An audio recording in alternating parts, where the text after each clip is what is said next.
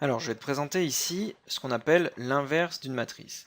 Donc, une fois de plus, je vais directement aller dans un exemple pour que tu saches trouver en fait l'inverse d'une matrice lorsqu'on est face à une matrice de taille 2,2.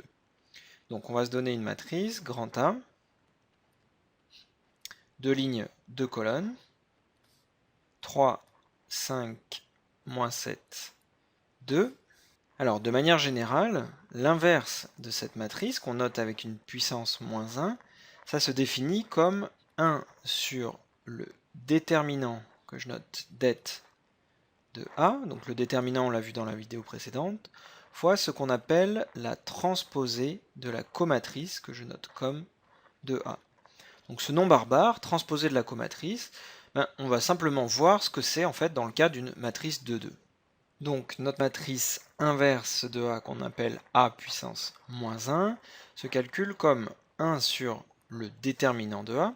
Donc le déterminant, on vient de le voir, c'est la différence entre le produit de la première colonne, donc 3 fois 2, auquel on soustrait le produit de la deuxième, pardon, pas colonne, diagonale. Donc le déterminant, c'est bien le produit de la première diagonale moins le produit de la seconde diagonale. Donc ici, moins 7 fois 5.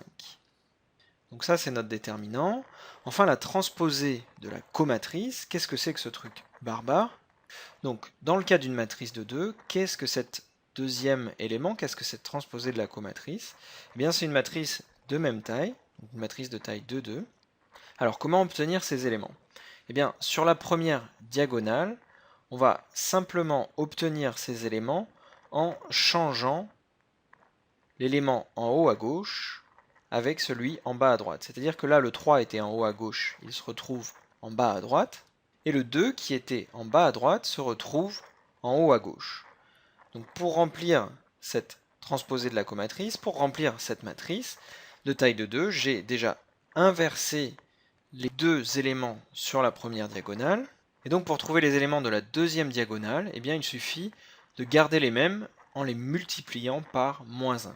Donc ici j'avais moins 7, multiplié par moins 1 ça fait plus 7. Ici j'avais 5, multiplié par moins 1 ça fait moins 5. Donc notre matrice inverse ici, A moins 1, c'est égal à 1 sur...